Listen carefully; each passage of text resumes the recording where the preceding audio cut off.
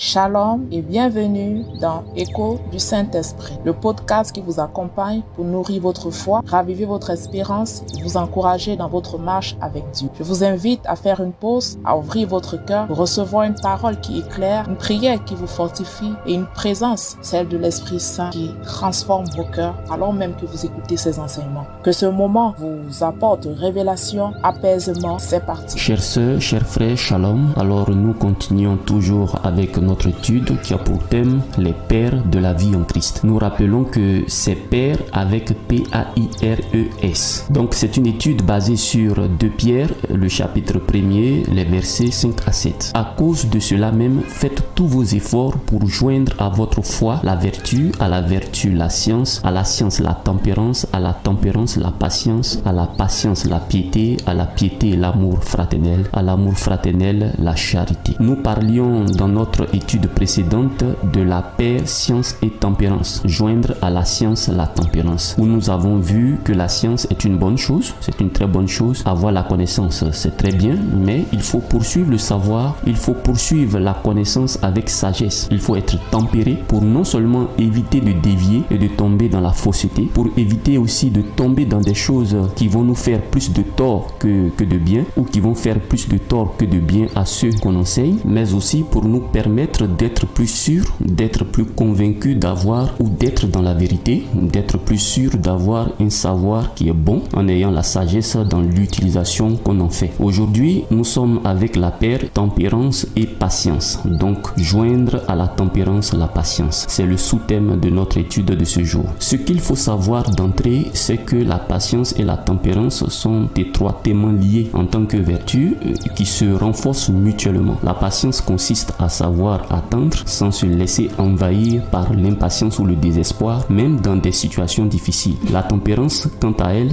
est la maîtrise de soi, particulièrement en ce qui concerne les désirs et les émotions. Par ailleurs, nous allons aller un peu plus loin pour les dissocier en disant que la tempérance est liée à l'attitude, au comportement, tandis que la patience est liée au temps. Quand on dit à quelqu'un de patienter, on lui dit d'attendre. Attendre, c'est dans le temps, c'est-à-dire qu'on attend par rapport à une durée. Maintenant, comme on attend, c'est là qu'intervient la maîtrise de soi, la tempérance. Donc, joindre à la tempérance la patience, c'est se contrôler dans le temps, c'est se contrôler dans la durée, c'est se contrôler à tout moment. Il y a des gens qui sont tempérants par moment, c'est-à-dire qu'ils se maîtrisent dans une durée limitée par rapport à certains paramètres. Il y a des paramètres qui leur permettent d'être tempérants plus longtemps et il y en a d'autres paramètres qui leur permettent d'être tempérants moins longtemps ou pour une courte durée. On comprend bien pourquoi Pierre conseille aux chrétiens de joindre à leur foi ces 2 éléments, ces 2 vertus. Parce que qui dit la foi, dit la tempérance et dit la patience. La foi est liée à la maîtrise de soi et au temps. Tu ne peux pas dire que tu as la foi et puis tu ne te maîtrises pas. Tu ne peux pas aussi dire que tu as la foi et puis tu n'es pas patient. Si tu retires la tempérance et la patience de ta foi, alors tu endommages en même temps la définition de la foi de Hébreux 11, verset 1. Or, la foi est une ferme assurance des choses qu'on espère, une démonstration de celles qu'on ne voit pas. On espère des choses qui ne sont pas encore arrivées. Donc, il faut attendre. Quand on espère, ça veut dire que c'est pas encore arrivé.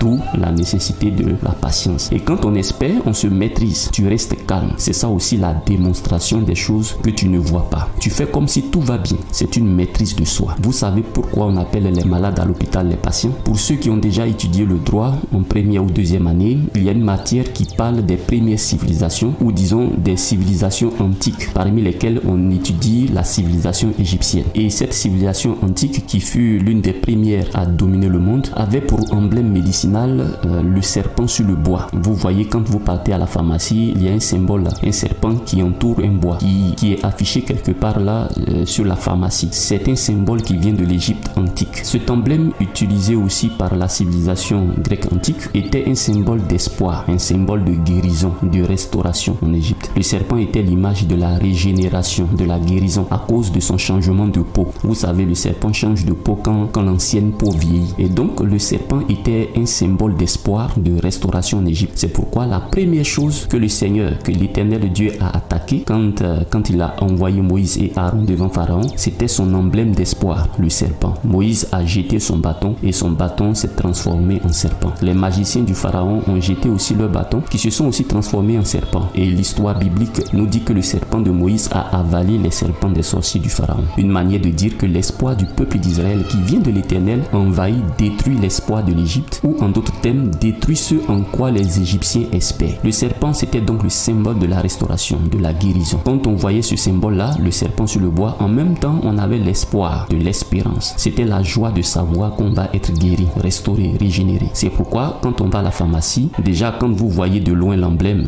le plus souvent, ça se trouve dans un panneau lumineux. Quand on voit ça déjà de loin, on est un peu réjoui, on se calme. On a l'impression que si on rentre à l'intérieur, on aura la solution à notre problème de santé. On a l'impression qu'on sera guéri parce que là-bas, on va avoir des médicaments. Donc, c'est l'espoir. Et c'est pourquoi Dieu a utilisé cela dans le désert pour enseigner la patience au peuple d'Israël. Tous les lecteurs de la Bible conviennent avec moi que quand on parle de la tempérance et de la patience, on ne peut pas citer le peuple d'Israël. Ils étaient toujours très impatients, très intempérants, toujours pressés quand il s'agissait de leurs besoins. Ils ne tardaient pas à s'emporter, à se fâcher. Nombre 21, les versets 4 à 9, raconte l'épisode du serpent d'airain dans le désert. Le peuple d'Israël, fatigué du voyage, s'impatiente et commence à murmurer contre Dieu et Moïse. Pourquoi nous avez-vous fait monter hors d'Égypte pour que nous mourions dans ce désert? Car il n'y a point de pain, il n'y a point d'eau et notre âme est dégoûtée de cette misérable nourriture. C'est le verset 5. Alors Dieu dit, ok, je vais vous enseigner la patience avec ce que vous connaissez déjà, ce que vous avez déjà appris en Égypte avec le serpent. Les Israélites,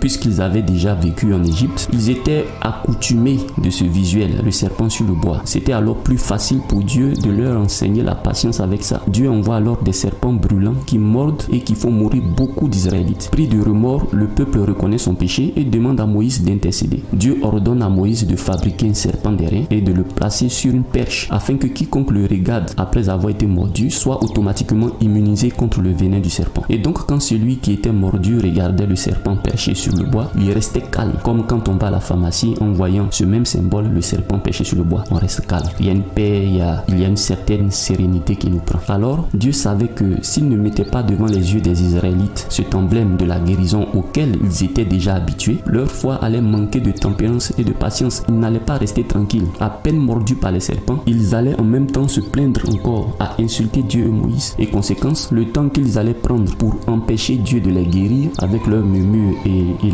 leurs insultes, ils allaient continuer à mourir. Donc leur patience et leur maîtrise de soi, chose qu'on ne leur reconnaissait pas, ont été joints à leur foi. Quand ils ont vu le symbole de l'espoir, ils sont restés tranquilles. Ils n'ont plus murmuré et ils ont été guéris pour ceux qui regardaient ce symbole d'espoir. À l'origine, le mot patient en latin, c'est-à-dire le malade qu'on appelle patient, veut littéralement dire celui qui endure. Le mot latin en question c'est patiens.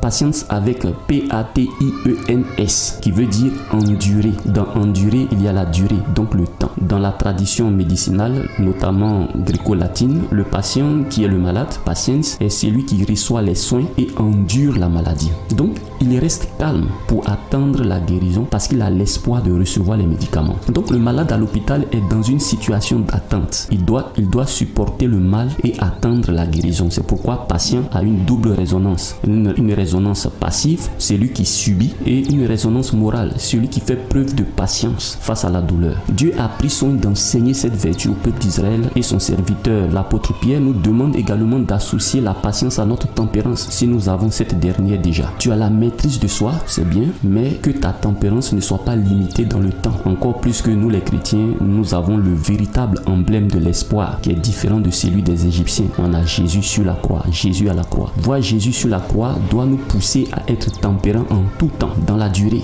Donc à être tempérants dans la patience. C'est ça, joindre à sa tempérance la patience pour que notre foi produise l'accomplissement. Alors le lien entre la tempérance et la patience réside dans la nécessité de la maîtrise de soi pour être patient. Pour être patient, il faut souvent maîtriser ses impulsions, comme l'impatience ou la frustration, ce qui est précisément le domaine de la tempérance. Inversement, la tempérance est plus facile à pratiquer lorsqu'on développe la patience, car attendre sans céder à ses impulsions est un exercice de contrôle de soi. Proverbe 14, le verset 29, celui qui est lent à la colère a une grande intelligence, mais celui qui est prompt à s'emporter proclame sa folie. Ce passage associe la lenteur à la colère, à la sagesse. Maîtriser ses émotions et ne pas céder aux impulsions permet d'agir avec intelligence. Ensemble, ces deux vertus aident à gérer les émotions et les désirs d'une manière équilibrée, favorisant ainsi une vie plus sereine et harmonieuse. Shalom. Merci, chers frères et sœurs, d'avoir écouté cet épisode de Écho du Saint-Esprit. J'espère que ce message a semé en vous quelque chose de bon et de vrai. Si ce podcast vous a édifié, n'hésitez pas à le partager autour de vous, à vous abonner et à nous laisser un petit mot d'encouragement. En attendant notre prochain rendez-vous, que la paix de Dieu garde votre cœur et que sa lumière vous guide chaque jour. À très bientôt sous le regard bienveillant du Seigneur Jésus-Christ.